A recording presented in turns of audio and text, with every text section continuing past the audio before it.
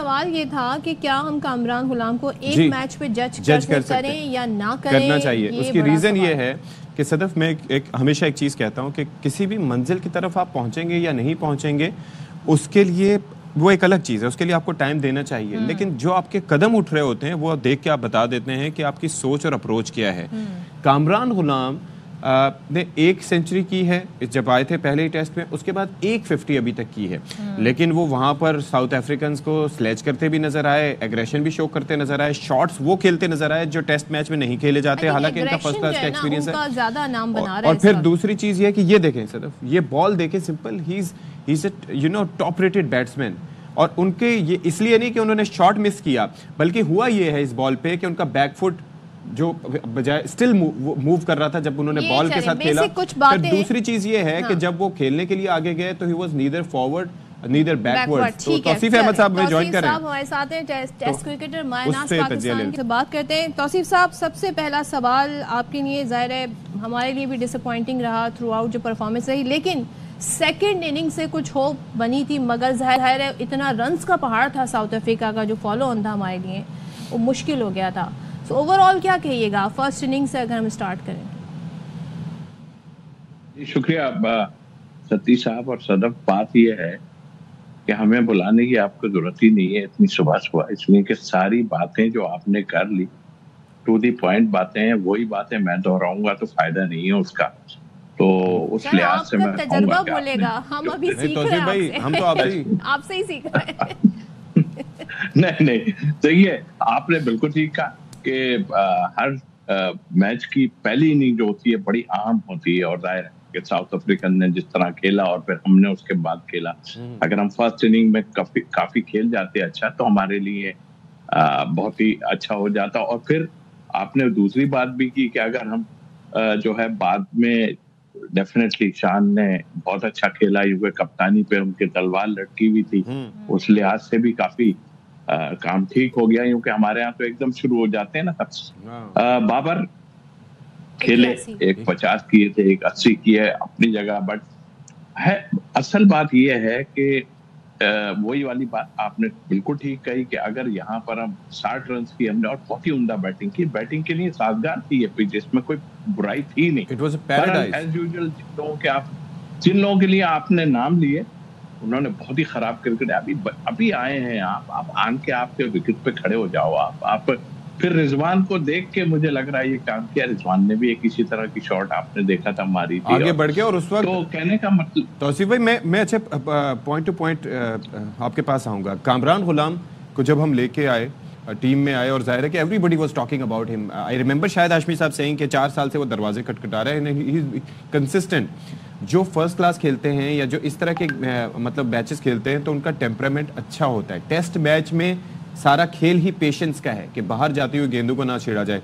मैं कल की इनिंग्स देख रहा था या पहली इनिंग्स में जिस तरीके से एक टॉप ऑर्डर बैट्समैन का इस तरीके से बोल्ड होना, मतलब ये अनलाइकली होता है। और जिस तरह के शॉट्स खेलें, फिर उसके ऊपर आप उनको शॉट खेलते हुए देखें।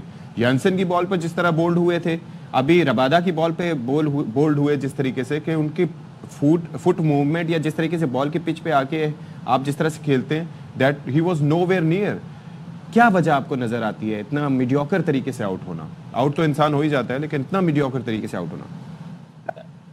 देखिए, इस पे भी मैं आता हूं। पहले मैं ये देखूं कि मैं समझता हूं कि ऑस्ट्रेलिया से लेकर दायर इंग्लैंड के खिलाफ हमने यहाँ बड़ी जबरदस्त परफॉर्मेंस दी थी। भाई तौसीफ साहब को कनेक्ट करें जी। इंटरनेट कनेक्टिविटी के इश्यूज हैं तौसीफ साहब। बस स्टारलिंक आएगा तो छा जाएगा है जी, जब तक हम थोड़ा सा आ गए। तौसीफ भाई जी, तौसीफ भाई हाँ, मैं कह रहा था कि हम इंग्लैंड से जीतने के बाद बाहर निकले, सब यही बात कर रहे थे कि हम जिन जगह पे जा रहे हैं ये तो बहुत मुश्किल है, मगर हमने ऑस्ट्रेलिया में हराया। फिर यहाँ आके भी हमारी परफॉर्मेंस बहुत अच्छी रही ओडीआई में। यंगस्टर को चांस देना। अच्छा फिर जी थोड़ा सा इशू आ रहा है जो है ना, वो आगे जी आवाज आई है मुझे। बाकी बढ़ रहा था। हम जी तौसीफ भाई, हम सब शोर यही कर रहे थे, बल्कि क्योंकि भाई यंगस्टर को हमें चांस देना चाहिए और यंगस्टर को हमने चांस दिया। अब यंगस्टर अवेल तो करे कि भाई जो उसको चांस मिला है। आई थिंक मेरा ख्याल है ये चीज देखते हुए ही जो पिछले जितने हमारे सीनियर प्लेयर हैं वो सोचते ही हैं कि भाई पीछे तो हमें कुछ नजर नहीं आ रहा, तो ये कामरान गुलाम ही नहीं और लोगों के लिए भी है कि भाई आप जब खेलने जा रहे हो तो आपको परफॉर्मेंस देनी चाहिए और इजी होके खेले। आप निकल के ऐसे मार रहे हैं जैसे शॉर्ट टेस्ट मैच आपने खेले हुए, तो उस लिहाज से मैं समझता हूँ कि वाकई पुअर परफॉर्मेंस और गलत खराब खेले, बट इस लिहाज से कह सकता हूँ कि पाकिस्तान की बाहर निकल के परफॉर्मेंस जो है इतनी बुरी नहीं रही। वो कि हम टेस्ट मैच हार गए, पिछला मैच हम अगर जीत जाते। बैटर्स की तो बात कर रहे हैं, लेकिन जो रन्स का पहाड़ हमने खड़ा करने दिया साउथ अफ्रीका को, हमारी बॉलिंग अटैक जरा उसकी आप निकालें, कहाँ कहाँ क्या क्या गलतियां हुई हैं। सिलेक्शन में गलती हुई, जो लेके जाने थे बॉलर्स क्या वो लेके नहीं गए।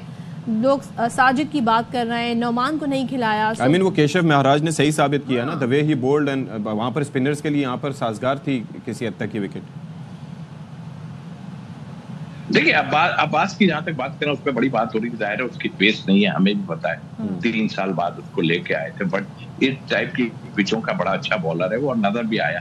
तो सिर्फ अब्बास तो नहीं करेगा। फिर मुझे हैरत ये है कि जमाल को किस बेस पे आप, अगर वो बॉलिंग नहीं कर सकता तो एक बॉल तो आपकी बॉलर तो आपका खत्म हो गया।